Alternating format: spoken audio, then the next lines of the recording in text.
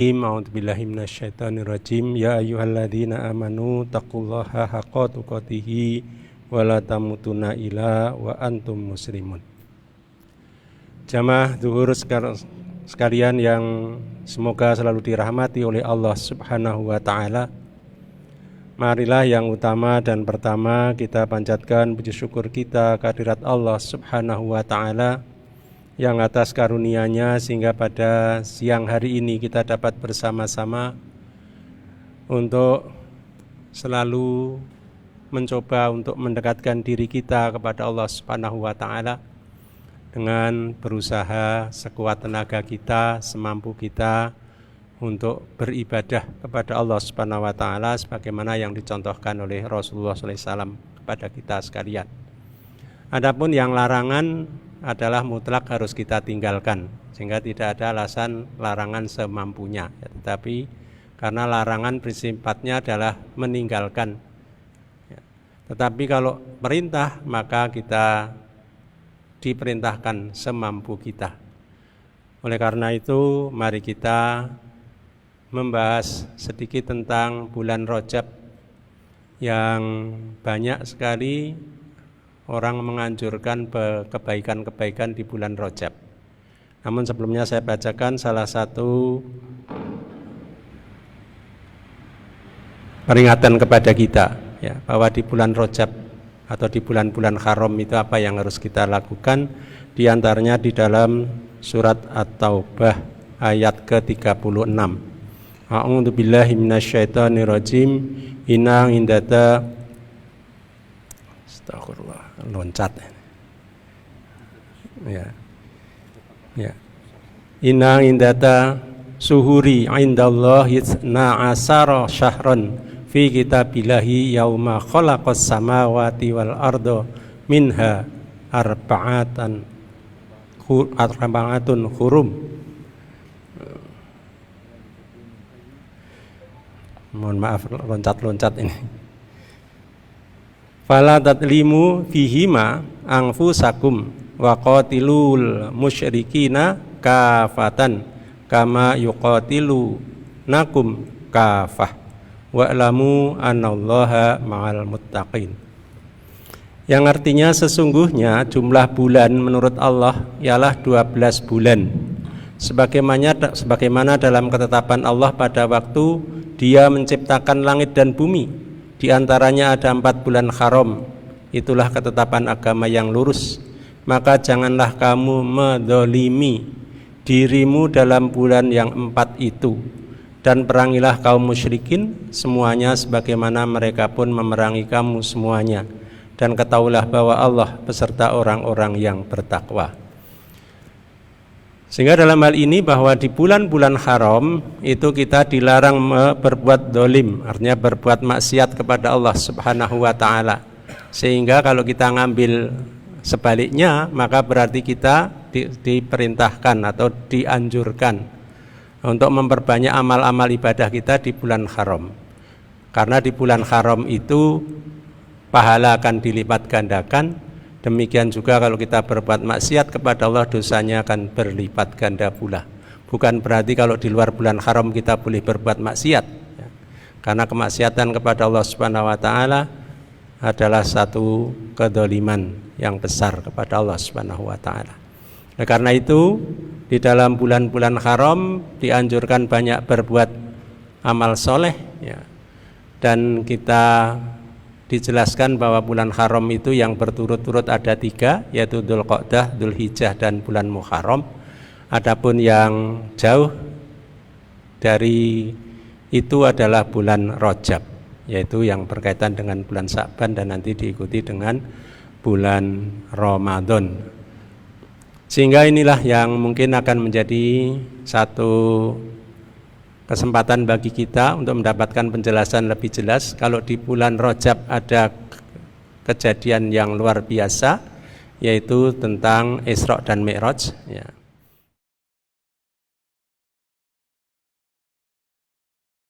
Keistimewaan yang terjadi di bulan Dzulhijjah adalah peristiwa haji, dan di bulan Muharram ada Asyura, ya. Sehingga ada peristiwa-peristiwa di dalam semua bulan haram itu yang dapat kita pelajari.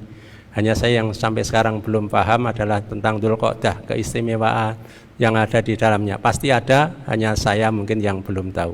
Untuk itu mohon penjelasan dari Ustadz Amin Nur Bait untuk menjelaskan kepada kita sekalian amalan-amalan apa yang rojih yang dapat kita lakukan selama bulan-bulan haram itu, dari Rajab, Dzulqa'dah, Dzulhijjah dan Muharram, dan hal-hal istimewa apa yang ada di dalam bulan-bulan haram itu yang akan menjadi satu pelajaran bagi kita, yang dapat menjadi pegangan bagi kita untuk beramal soleh dalam rangka bekal kita nanti menghadap kepada Allah Subhanahu wa taala. Untuk itu kami persilahkan Ustaz.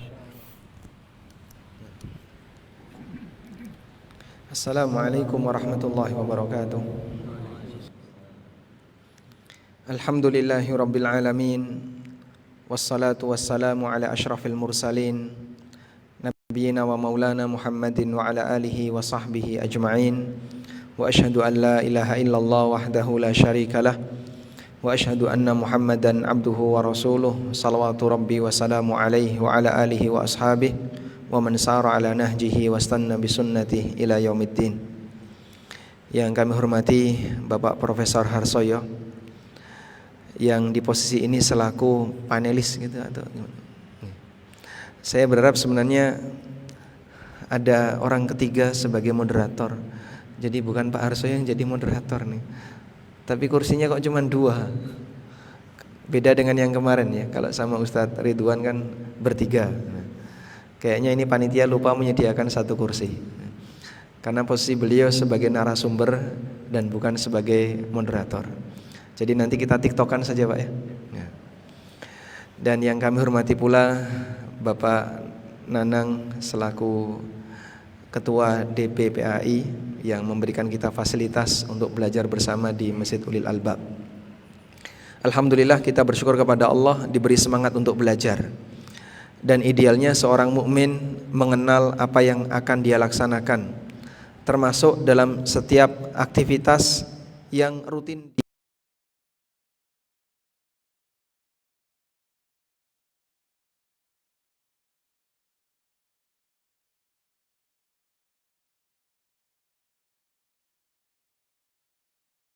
Kalau idealnya kan sebelum masuk bulan Rajab kita sudah belajar dulu, tapi kita baru belajar di tanggal 13-nya. Namun tidak masalah, semoga apa yang kita pelajari hari ini bisa jadi bekal untuk bulan-bulan Rajab berikutnya. Kita semuanya punya kepentingan dengan bulan Rajab. Artinya jangan kita bayangkan bulan Rajab ada apa sih? Enggak ada apa-apa kok dibahas. Kita semuanya punya kepentingan, baik berkaitan dengan amal pribadi kita maupun amalan yang banyak tersebar di masyarakat. Dan walhamdulillah para ulama sebenarnya telah menuliskan pembahasan masalah ini, cuman mungkin ada di antara kita yang kurang begitu serius untuk mempelajarinya. Selanjutnya tadi sudah disinggung oleh Pak Harsoyo satu ayat yang disebutkan oleh Allah di surat At-Taubah yang menyebutkan tentang 4 bulan haram. Allah Subhanahu wa taala berfirman, "Inna iddatash syuhuri 'indallahi 12 syahran fi kitabillah." Sesungguhnya jumlah bilangan bulan di sisi Allah itu ada 12. Kenapa Allah sampaikan seperti ini? Karena dulu ada salah satu suku yang cukup kuat di Arab dan dia punya pengaruh besar di masyarakat yang mengatakan 1 tahun itu 10 bulan. Sehingga menggeser mindset yang benar terkait perhitungan waktu yang telah Allah tetapkan. Maka Allah Subhanahu wa taala membantah pemahaman semacam ini. Inna iddatash syuhuri indallahi 12 syahran. Jumlah bilangan bulan di sisi Allah itu ada 12. Maka yang nyebut 10 itu salah besar. Dan itu akan merusak perhitungan kalender yang ada di masyarakat. Bahkan Allah Subhanahu wa taala mengatakan jumlah bilangan selama sebanyak 12 itu fi kitabillah, ada dalam ketetapan Allah. Dan Nabi sallallahu alaihi wasallam menyebutkan bilangan yang 12 itu ada sejak langit dan bumi tercipta. Artinya sejak zaman azali dulu yang namanya peredaran adanya 12 bulan dalam setahun itu sudah ada. Bukan sesuatu yang baru, atau bukan terjadi pergeseran kemudian baru establish di zaman Rasulullah SAW yang jumlahnya ada 12 bulan. Sehingga sejak zaman Nabi Adam, zaman Nabi Nuh, zaman Nabi Ibrahim dan nabi-nabi setelahnya, dari dulu yang namanya setahun itu ada 12 bulan. Suku Mudor yang kemudian memberikan pengaruh pemahaman yang menyimpang di masyarakat tentang perhitungan dalam satu tahun ada 10 bulan. Ini dia menyebarkan pemahaman yang salah, pemahaman yang keliru. Maka di ayat ini Allah Subhanahu wa taala meluruskannya. Dzalika dinul qayyim. Kemudian Allah mengatakan, yauma khalaqas samawati wal ard. Pada hari di mana Allah menciptakan langit dan bumi, minha arba'atun hurum. Di antara 12 bulan tadi ada 4 bulan haram. Dzalika dinul qayyim, dan itu merupakan ajaran agama yang lurus. Dari 12 bulan itu ada 4 bulan yang diistimewakan oleh Allah, yang disebut sebagai bulan haram. Dan sebagian keterangan ulama menyebutkan aturan bulan haram, ditetapkannya adanya bulan haram itu sejak zaman Nabi Ibrahim alaihissalam. Ya meskipun tidak didukung oleh sabda Nabi SAW, tapi itu salah satu pendapat. Boleh kita angkat sebagai tambahan informasi. Meskipun Islam mengakui keberadaan 4 bulan haram itu, dan di ayat ini Allah juga menegaskan minha arba'atun hurum. Di antara 12 bulan itu ada 4 bulan haram. Kemudian Allah Subhanahu wa taala berfirman, "Fala tadlimu fihinna anfusakum." Maka janganlah kalian mendolimi diri kalian. Mendolimi diri maksudnya apa? Berbuat maksiat. Dan berdasarkan kalimat ini sebagian ulama memahami ada larangan yang cukup kuat bagi mereka yang berbuat maksiat, terutama di bulan-bulan haram, di bulan-bulan suci. Lalu apa yang dimaksud dengan bulan haram? Dalam hadis riwayat Bukhari, Nabi SAW pernah bersabda, "Inna zamana qad istadara kahayatihi yauma khalaqallahu samawati wal ard." Sesungguhnya zaman itu berputar seperti kondisi awal ketika Allah ciptakan langit dan bumi. Ini seperti yang tadi kita sampaikan di awal, bahwa peredaran matahari dan bulan, peredaran rotasi bumi dan seterusnya yang menghasilkan pergantian waktu, kemudian dengan itu ada perhitungan tahun, ada perhitungan bulan dan seterusnya, itu tetap sejak Allah ciptakan, dari dulu sampai sekarang. Sampai ditegaskan oleh Nabi SAW, "Inna zamana qad istadara kahayatihi." Sesungguhnya waktu itu berputar sebagaimana kondisi awal, yauma khalaqallahu samawati wal ard, sejak Allah ciptakan langit dan bumi. Sehingga kita kenal satu bulan ada 30 hari atau 29 hari. Kemudian satu tahun ada 12 bulan, satu pekan ada 7 hari dan seterusnya. Itu sejak awal mula langit dan bumi diciptakan sampai sekarang. Kemudian Nabi SAW mengatakan, as-sanatu itsna asyara syahron. Dalam satu tahun ada 12 bulan. Minha arba'atun hurum. Dari 12 bulan tadi ada 4 bulan haram. Nah, beliau memberikan rincian, thalathun mutawaliyat, 3 bulan berturut-turut. Apa saja itu? Dzulqa'dah, Dzulhijjah, Muharram. Wa Rajab Mudhar, dan satu bulan namanya bulan Rajab Mudhar.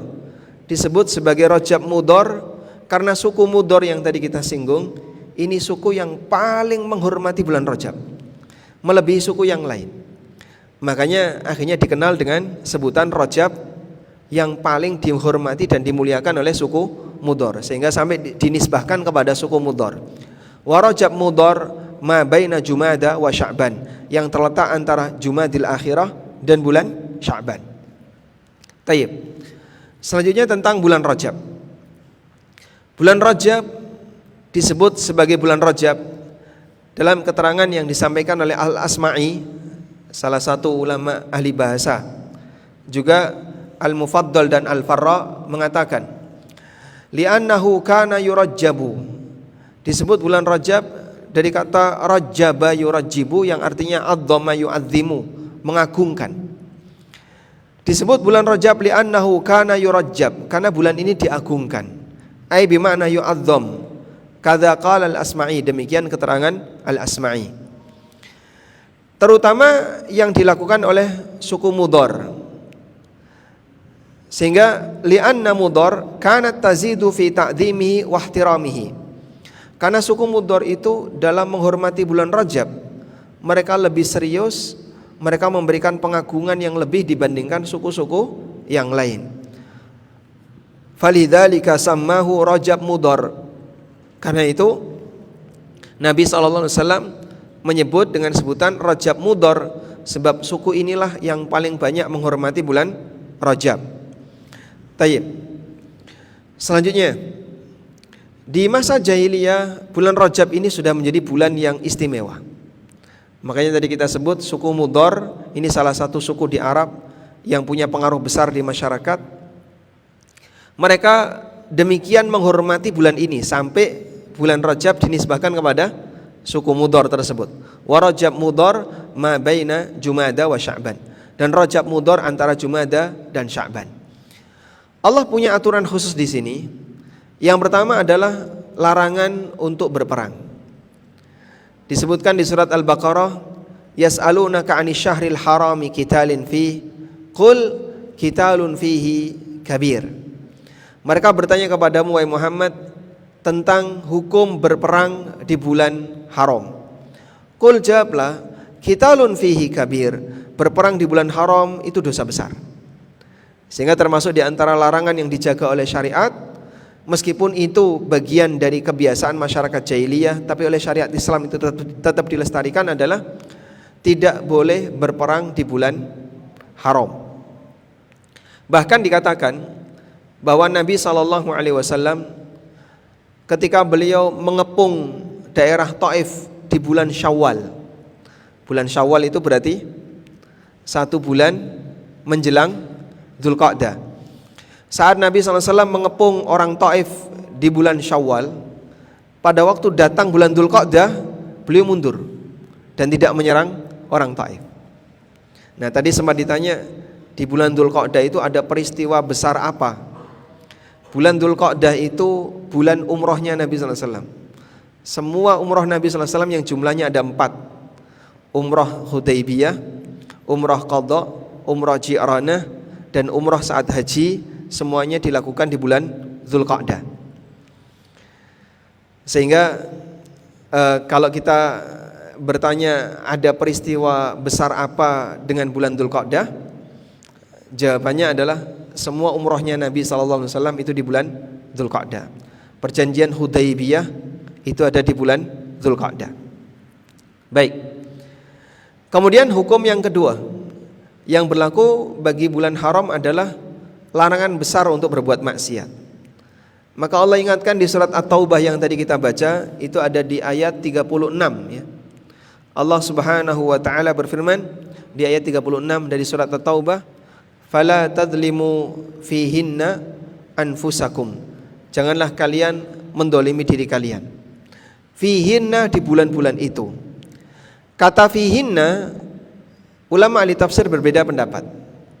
Ada yang mengatakan di bulan-bulan itu maksudnya adalah di 12 bulan. Artinya sepanjang tahun orang tidak boleh bermaksiat. Dan memang maksiat dilarang di waktu kapanpun dan di tempat manapun. Dan ada yang mengatakan fihinna di sini maknanya adalah di bulan haram. Sebagaimana tafsirnya Qatadah bin Di'amah, salah seorang ulama tabi'in.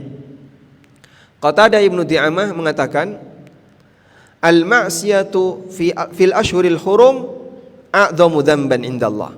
Atau kama qala rahimahullah, berbuat maksiat di bulan-bulan haram dosanya lebih gede di sisi Allah dibandingkan maksiat di luar bulan haram.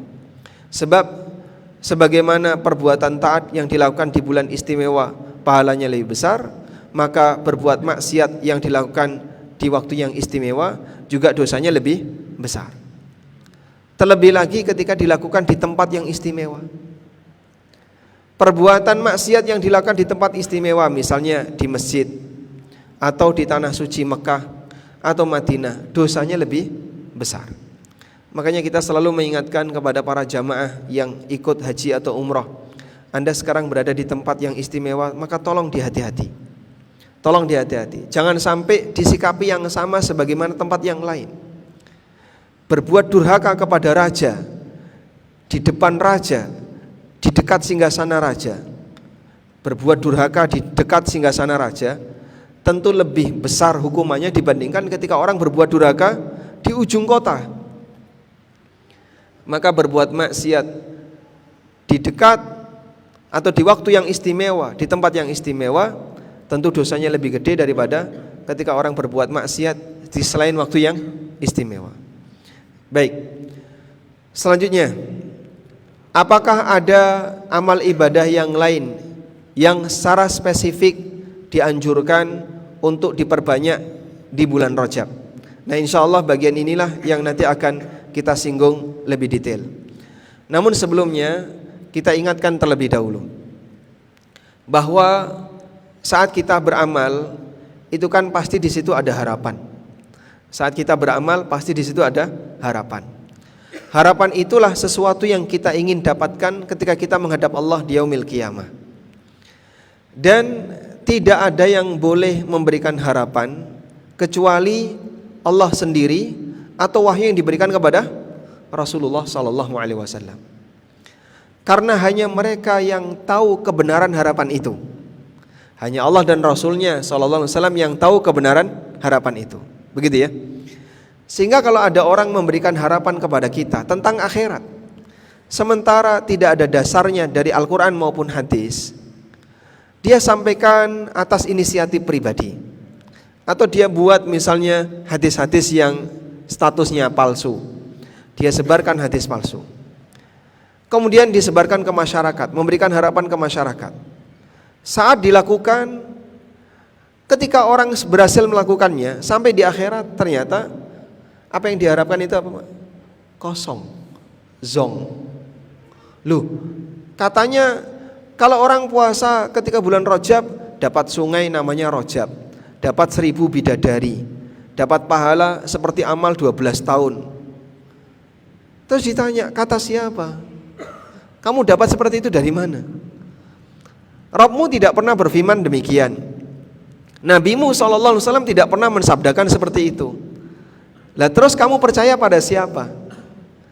Karena itu kerugian besar orang yang beramal tapi landasannya adalah hadis palsu. Kenapa sebuah kerugian besar, Pak? Dia capek sementara dia nggak dapat hasil.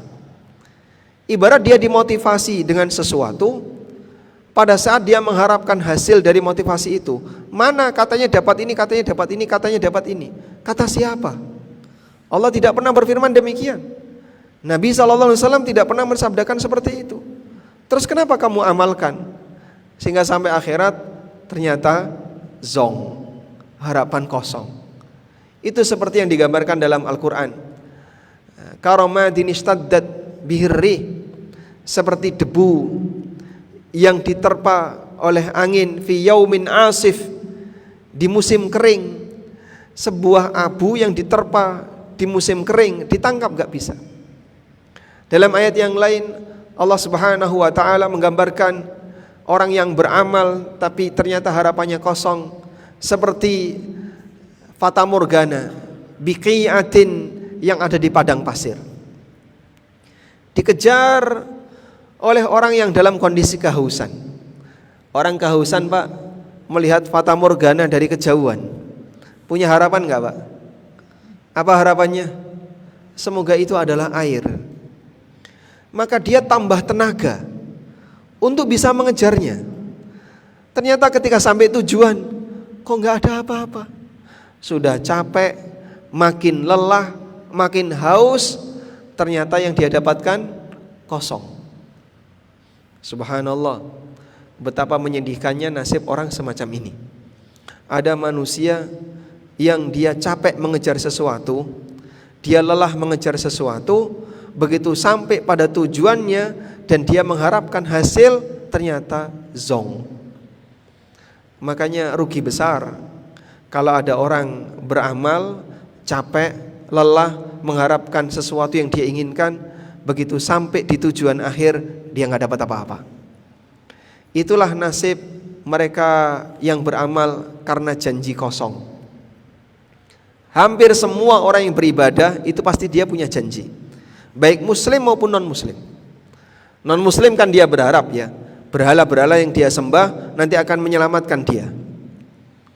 Patung-patung yang dia sembah akan menyelamatkan dirinya. Arwah-arwah yang dia sembah akan menyelamatkan dirinya. Dia punya harapan itu. Muslim juga sama. Hadis yang dia baca akan menghasilkan apa yang dia inginkan. Begitu dia perjuangkan, sampai sana nggak ada apa-apa. Apa yang bisa dibayangin? Sudah capek tapi nggak dapat apa-apa. Nah, kita tentu tidak ingin bernasib seperti ini ya. Sehingga pastikan ketika kita beramal dan kita punya harapan tertentu, pastikan harapan itu adalah harapan yang valid, yang sahih, bukan harapan kosong. Dan itu hanya bisa bersumber dari dalil yang valid. Jangan sampai kita dapat informasi yang sebenarnya belum cukup untuk sampai tingkatan meyakinkan, tapi kita yakini. Informasi ini belum cukup untuk bagi Anda yakin. Kenapa kamu yakin gitu ya? Nah, itu kan contoh sederhana ya. Kalau kita mau bersikap kan berarti dapatkan dulu bukti yang meyakinkan, sampai ketika Anda sudah merasa yakin, silahkan dilakukan. Baik, ini ada satu buku Pak yang saya bawa, judul bukunya Lataiful Ma'arif. Lataiful Ma'arif Fima Limawasimil Ami Minal Wadhaif. Ini buku isinya kumpulan amalan sepanjang tahun. Di buku ini penulis menyebutkan bulan Muharram amalannya apa saja, bulan Safar amalannya apa saja, nanti bulan Rabiul Awal amalannya apa saja, terus seperti itu sampai Dzulhijjah. Kumpulan amal-amal sepanjang tahun. Dan disebutkan oleh penulis karena beliau seorang ahli hadis. Beliau adalah Al-Hafidh Ibnu Rajab. Al-Hafidh Ibnu Rajab. Karena beliau seorang ahli hadis, jadi saat beliau menyebutkan itu juga beliau menjelaskan tentang status riwayat-riwayatnya. Itu salah satu di antara kelebihan kalau kita nempel dengan orang yang selektif dalam memilih dalil. Sehingga tidak asal comot, yang penting pokoknya ada dalil, asal comot tidak. Tapi beliau lebih selektif, ini valid atau tidak. Dan di buku ini juga disinggung mengenai amaliyah di bulan Rajab. Sekarang kita bacakan ya. Setelah beliau memberikan penjelasan mengenai keistimewaan bulan haram, lalu beliau rahimahullahu ta'ala menyebutkan mengenai amalan bulan Rajab.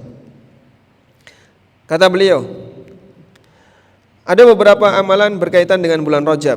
Beliau bahas satu-satu. Yang pertama tentang sholat. Beliau mengatakan, wa min ahkami Rajabin ma warada fihi minas salati waz zakati was siyami wal i'timar. Berkaitan dengan hukum bulan Rajab, ada keterangan tentang masalah sholat, tentang masalah zakat, puasa dan umroh di bulan Rajab. Beliau awali dari sholat. Fa'ammas sholat, untuk yang pertama sholat. Ada enggak sih sholat khusus untuk Rajab? Kalau memperbanyak sholat itu tidak terbatas waktu dan tempat. Sekarang yang kita bahas, ada enggak sholat khusus untuk Rajab, sehingga diniatkan sebagai sholat yang itu tidak ada di bulan-bulan yang lain. Kata beliau, falam yasihha fi syahri Rajabin salatun makhsusah. Tidak ada riwayat yang sahih di bulan Rajab untuk salat tertentu, takhtassu bihi, yang khusus di bulan Rajab. Wal ahaditsul marwiyatu fi fadli salatir raghaib.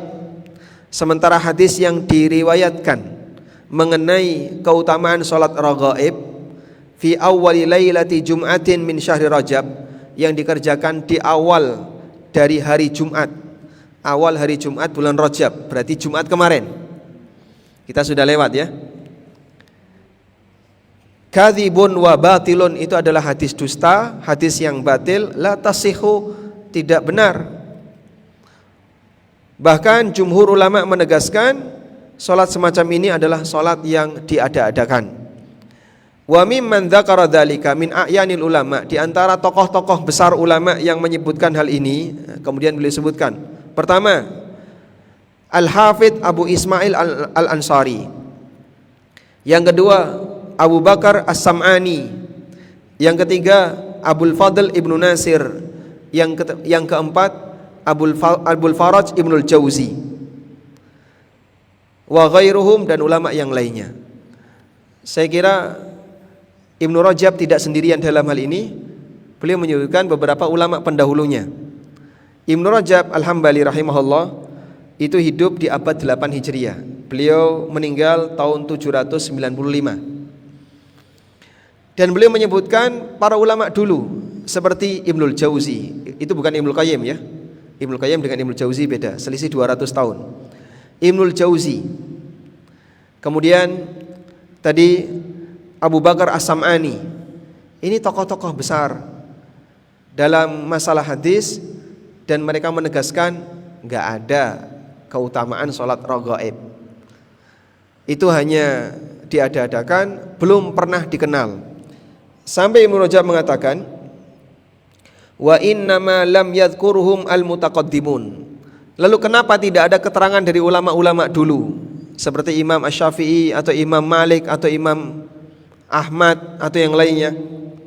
Li'annaha uhditsat ba'dahum. Ulama dulu belum pernah membicarakan salat raghaib karena salat ini baru muncul belakangan.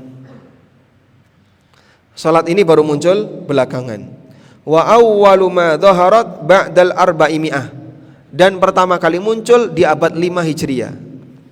Nah, coba kalau kemudian kegiatan di abad 5 Hijriah baru muncul, lalu dibuatkan hadis, bagaimana mungkin bisa disebut sebagai hadis yang bisa diterima? Amalnya saja baru muncul di abad 5 Hijriah. Sehingga kalau kita pernah menerima ada hadis yang menyebutkan keutamaan sholat raghaib di awal hari Jumat pertama di bulan Rajab, kita bisa pastikan dusta. Islam tidak pernah ngajarin ini.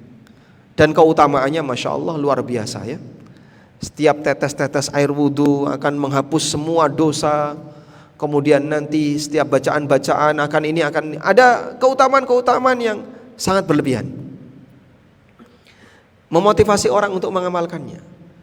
Nah, yang mengecewakan adalah, atau yang menakutkan, di saat orang sudah memperjuangkan itu, begitu dia berharap hasilnya, ternyata zong. Loh, kok nggak ada apa-apa? Lah kamu berharap dari mana? Dulu katanya ada yang bilang seperti ini. Siapa yang bilang? Itu yang kita khawatirkan. Maka jangan sampai kita jadi korban untuk melakukan sesuatu yang melelahkan, namun ternyata tidak ada hasilnya sama sekali. Baik, ini yang pertama ya tentang sholat. Sekarang kita beralih ke puasa. Nah, mungkin yang puasa ini barangkali ada banyak orang yang rutin mengamalkannya. Pertama, berkaitan dengan puasa di bulan haram. Puasa di bulan haram itu disyariatkan. Puasa di bulan haram itu disyariatkan. Sebagaimana disebutkan dalam hadis dari Mujibah Al-Bahiliyah. Beliau bercerita tentang pengalaman pamannya.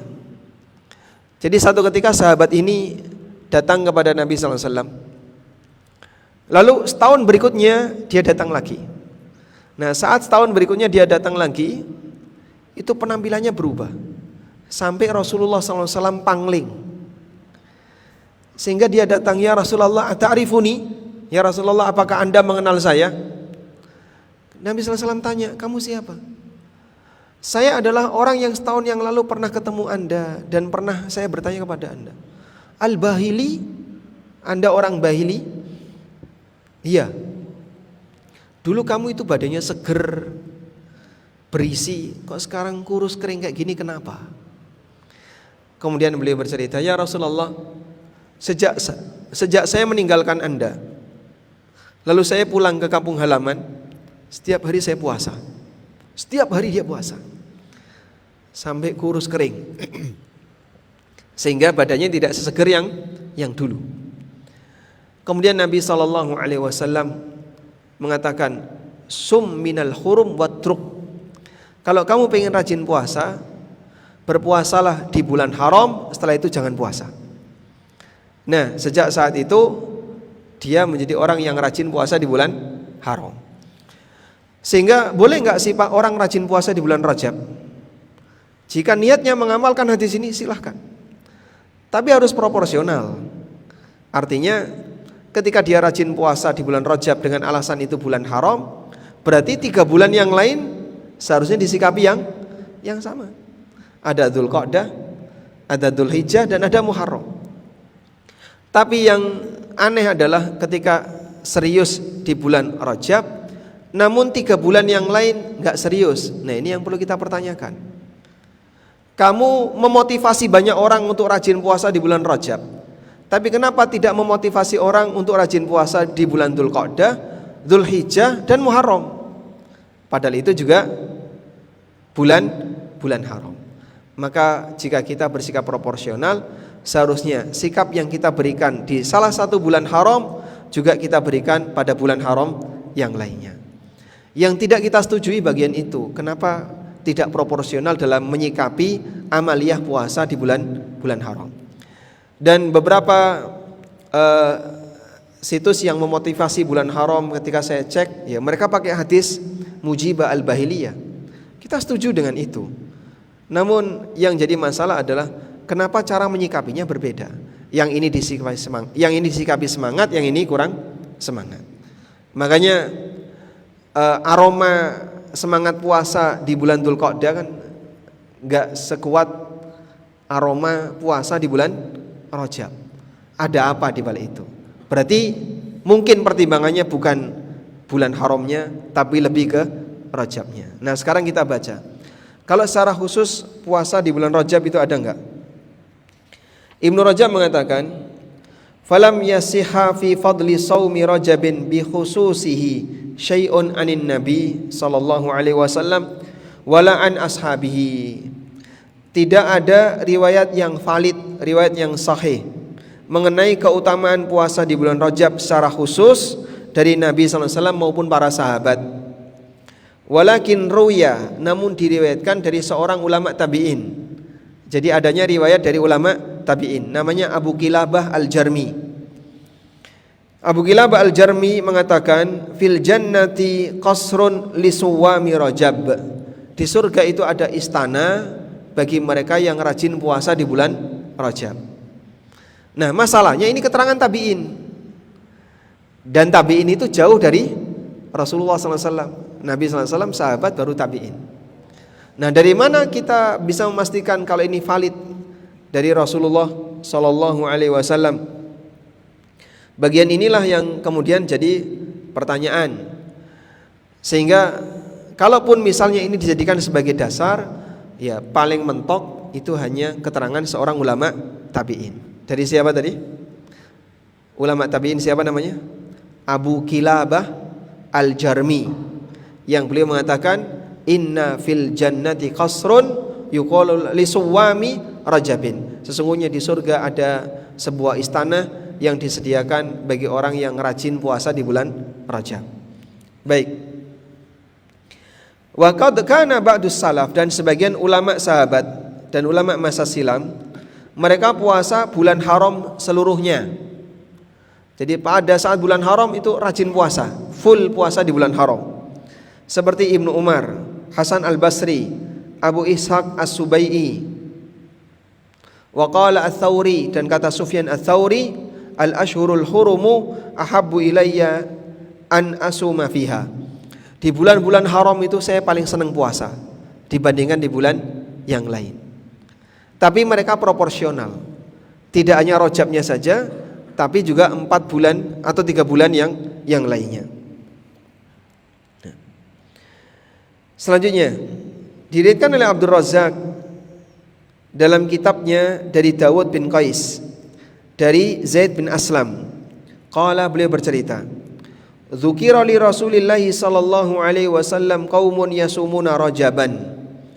Pernah satu ketika diceritakan kepada Rasulullah sallallahu alaihi wasallam ada orang yang rajin puasa di bulan Rajab. Faqala, lalu beliau bersabda, ainahum min Sya'ban. Terus saat bulan Sya'ban mereka ngapain? Saat bulan Sya'ban mereka ngapain? Kalau mereka bulan Rajab rajin, saat Sya'ban ngapain mereka? Ini nuansanya lebih ke nuansa pengingkaran. Namun hadis ini diriwayatkan oleh Abdul Razzaq dan statusnya hadis mursal. Maka di sebagian riwayat ada motivasi seperti keterangan Abu Kilabah, tapi di riwayat yang lain ada yang nurunin semangat seperti riwayat Abdul Razak yang tadi kita baca. Wa kharraja Ibnu Majah bisnadin fi dha'fun, dan disebutkan dalam riwayat Ibnu Majah dengan sanad yang ada sisi dhaifnya. Dari Ibnu Abbas radhiyallahu anhuma, anna Nabiyya sallallahu alaihi wasallam naha an siyami Rajab. Nabi sallallahu alaihi wasallam melarang puasa di bulan Rajab. Nabi sallallahu alaihi wasallam melarang puasa di bulan Rajab. Namun hadis ini adalah hadis yang dhaif riwayat Ibnu Majah.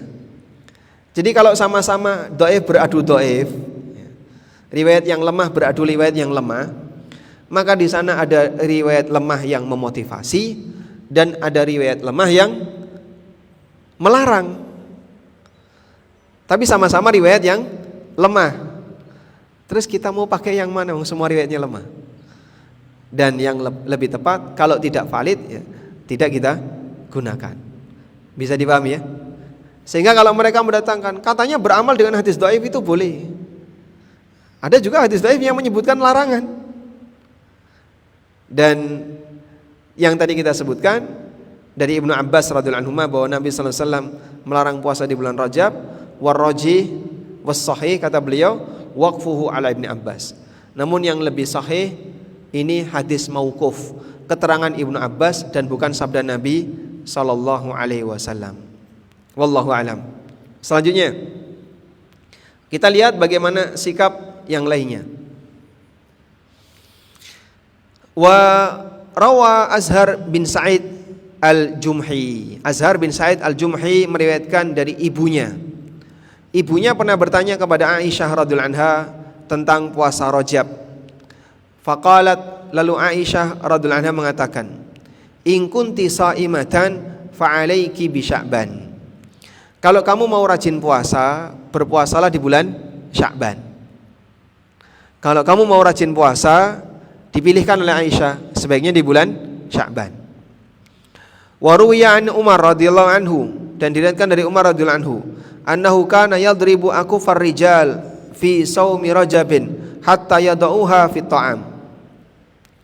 Dulu Umar bin Khattab radhiyallahu anhu pernah memukul tangan beberapa orang, ar-rijal bentuk jamak ya, tangan beberapa orang fi shaumi Rajabin, disebabkan karena dia puasa Rajab, hatta yad'uha fi ta'am, sampai dia letakkan tangannya itu di makanan. Dipaksa mangan oleh Umar. Tangannya dipukul sama Umar, ditarik, taruh di makanan, suruh makan. Puasanya disuruh untuk membatalkan. Wa yaqul, dan Umar mengatakan, "Ma Rajab?" Apa ini bulan Rajab? "Inna Rajaban kana yu'azzimuhu ahlul jahiliyah." Bulan Rajab itu bulan yang dimuliakan oleh orang jahiliyah. Falamma kanal Islamu turika. Ketika Islam sudah datang, ditinggalkan. Ini riwayat dari Umar. Wa fi riwayatin kuriha ayyakuna siyamuhu sanatan, siyamuhu sunnatan. Dan dalam riwayat yang lain dimakruhkan untuk menjadikan puasa di bulan Rajab sebagai puasa sunnah rutin. Baik, jadi ini semuanya menyajikan kesimpulan ya, bahwa berkaitan dengan aktivitas puasa di bulan Rajab sendiri, di situ ada beberapa riwayat dari sahabat yang justru kesimpulannya adalah mengingkari, seperti riwayat Umar, riwayat Aisyah, dan sebelumnya adalah Ibnu Abbas radhiyallahu anhuma. Sebagiannya dinilai dhaif oleh sebagian ulama dan sebagiannya sahih namun mauquf. Sahih namun mauquf artinya itu hanya sampai pada keterangan sahabat. Wa an Abi Bakrah, dan dari Abi Bakrah, annahu ra'a ahlahu yatahayyauna li siyami Rajab.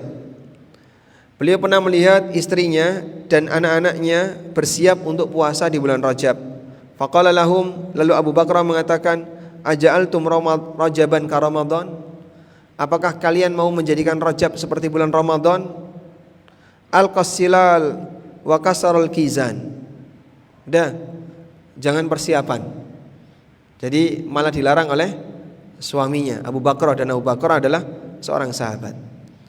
Wallahu alam, intinya dari semua riwayat ini berkaitan dengan masalah apakah ada dalil yang valid yang menganjurkan puasa Rajab. Jawabannya ada, tapi itu puasa bulan haram. Sehingga dianjurkan memperbanyak puasa Rajab sebagai puasa bulan haram. Tapi apakah ada dalil untuk mengkhususkan banyak puasa di bulan Rajab? Tadi sudah kita sampaikan. Ada hadis dhaif, hadis lemah, dan ada keterangan tabi'in. Namun di saat yang sama ada keterangan sahabat yang melarang, dan ada hadis yang statusnya dhaif melarang, dan ada riwayat dari Umar bin Khattab yang melarang hal itu. Jadinya kita bisa menimbang dengan hal ini mana yang akan kita simpulkan. Wallahu a'lam. Terima kasih Ustaz. Saya rasa bahwa tanah yang beredar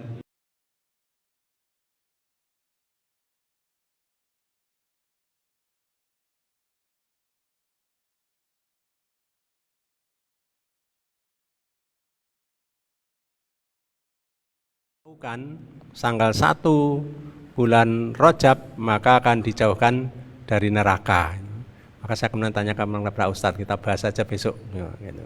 Sehingga hal-hal semacam itu banyak ya yang berseliweran di medsos kita, sehingga inilah kesempatan bagi kita untuk coba mempelajari hal-hal yang sekiranya kok pahalanya luar biasa itu apakah benar apa tidak ya, untuk sebagai tahap pertama kita melihat itu. Maka kalau luar biasa seperti ini perlu kita curigai, kita cari ya, hujah yang sebenarnya. Jangan sampai kita mengamalkan sesuatu yang hujahnya tidak kuat ya. Karena dalam agama ya, yang diajarkan kepada kita adalah menjalankannya berdasarkan perintah.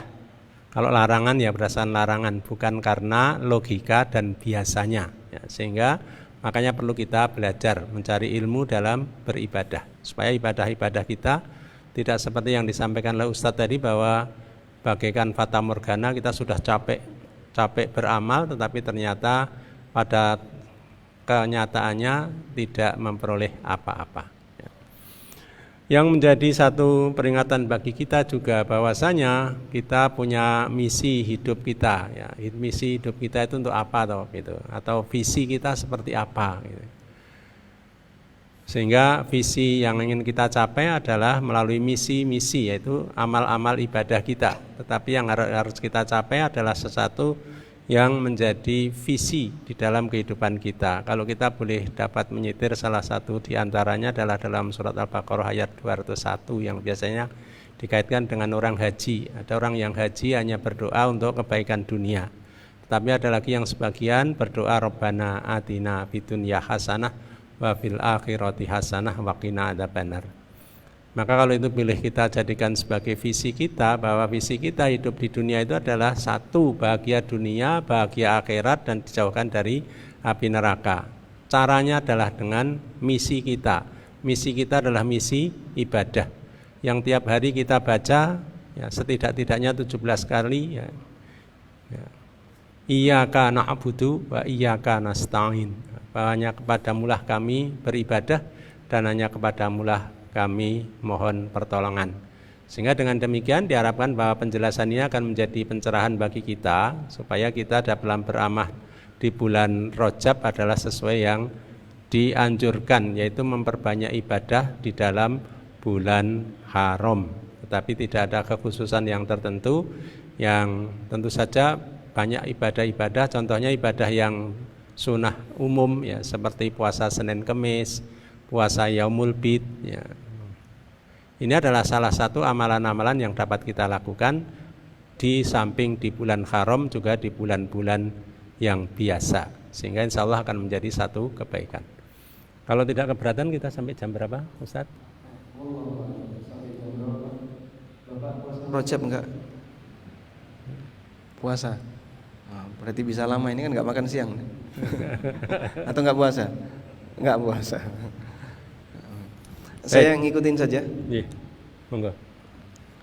Baik. Kalau teman-teman ada yang mau disampaikan?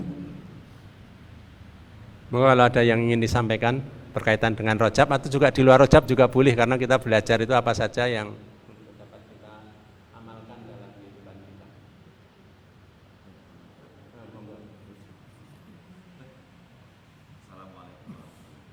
Waalaikumsalam warahmatullahi wabarakatuh.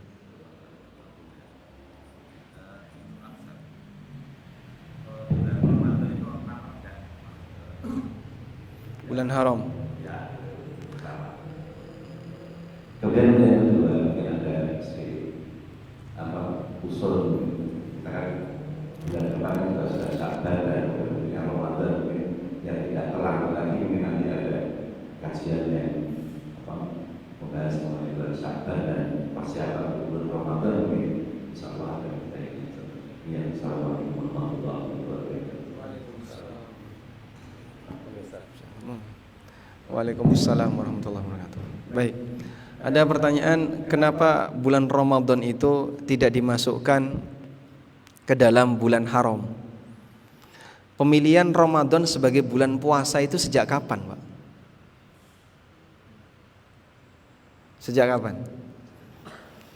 Pada waktu Nabi SAW di Mekah itu sudah ada puasa Ramadan belum? Belum. Adanya puasa apa? Asyura.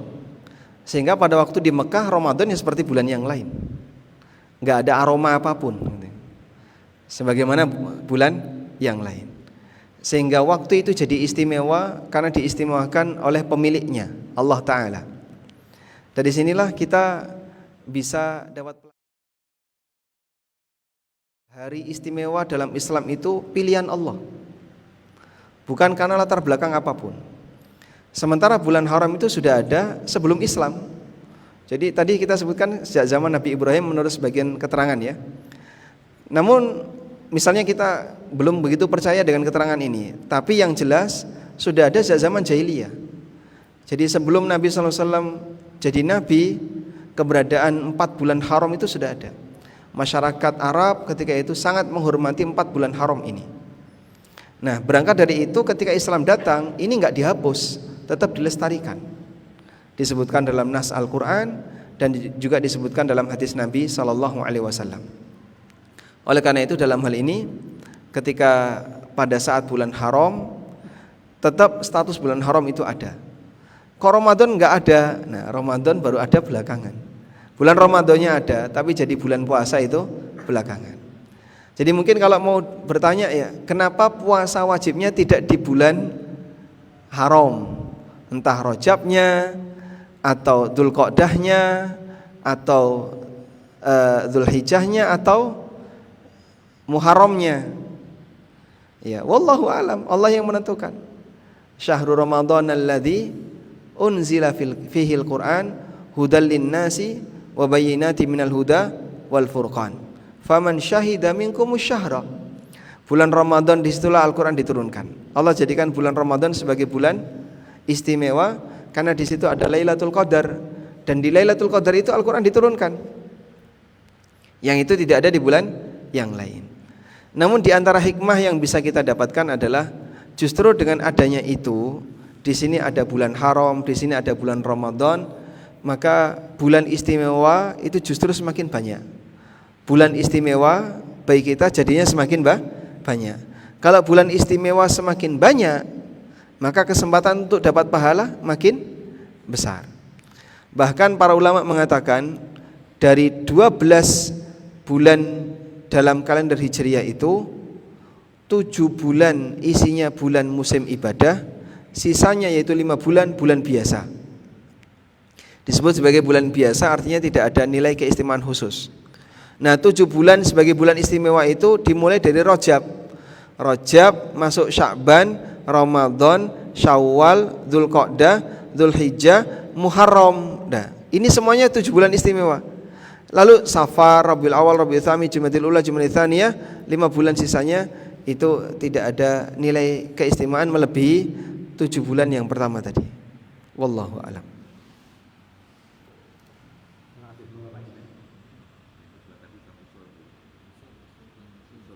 Usul. Ya. Ini usul mikul. Baik, nanti dikembalikan ke panitia ya. Nah, selanjutnya monggo Pak Ismail.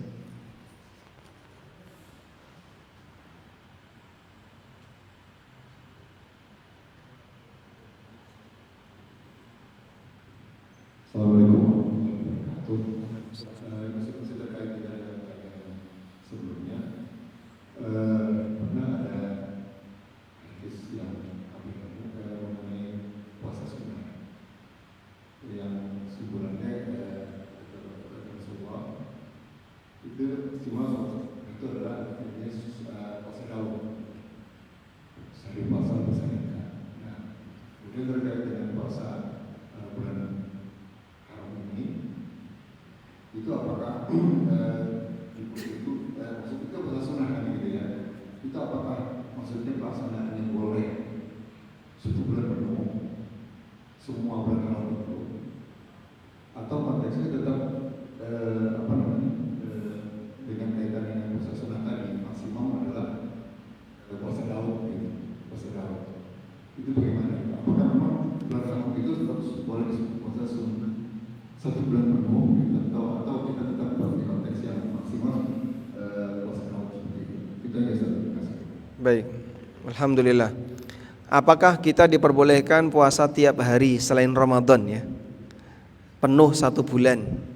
Misalnya puasa Sya'ban setiap hari, puasa Rajab tiap hari, Muharram tiap hari. Jawabannya boleh. Karena puasa Daud itu bukan pembatasan. Sehingga orang yang pingin puasa lebih dari puasa Daud, puasa tiap hari, itu boleh. Namun syaratnya dia tidak diperkenankan untuk nambahi dari puasa Daud. Saya ulang ya, bagi orang yang sudah puasa Daud, maka dia nggak boleh nambahi. Nabi SAW pernah mengatakan kepada orang yang puasa Daud, hadza khairus shaum wala tazid alai. Ini puasa yang paling afdal dan jangan tambahi. Tapi kalau orang tidak Daud, dia puasanya full-fullan, 1 bulan full, boleh. Ya.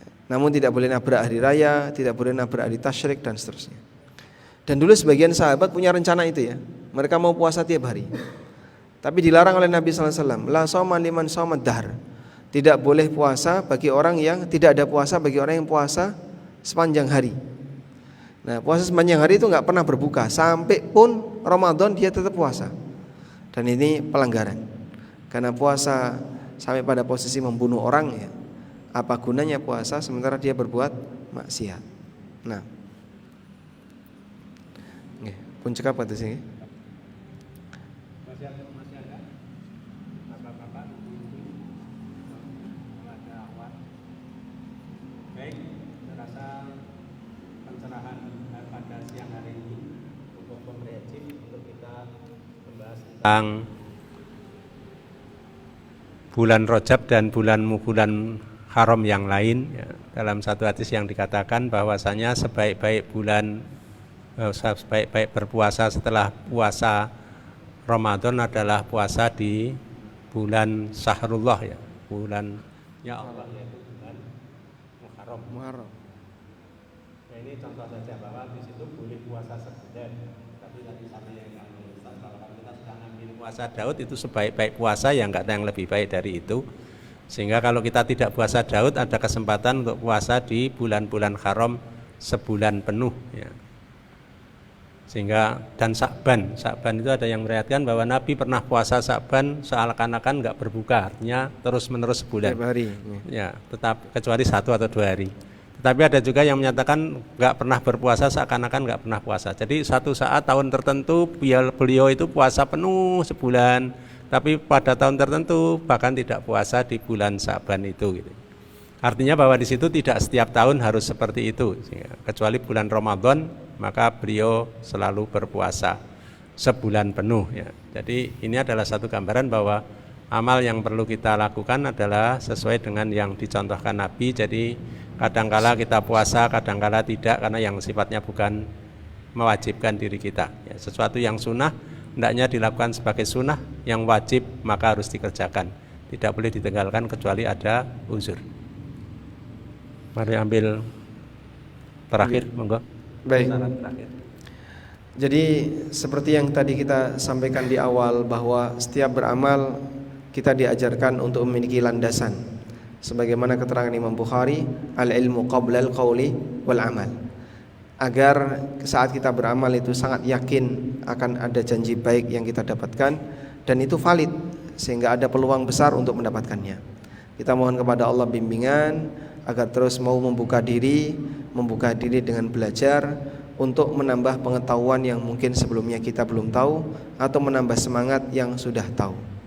Demikian, wassallallahu ala nabiyyina Muhammadin wa ala alihi wa sahbihi wasallam. Wa akhiru da'wana alhamdulillahi rabbil alamin. Wassalamualaikum warahmatullahi wabarakatuh. Terima kasih Ustadz dan terima kasih Bapak Ibu sekalian yang telah berkenan hadir membahas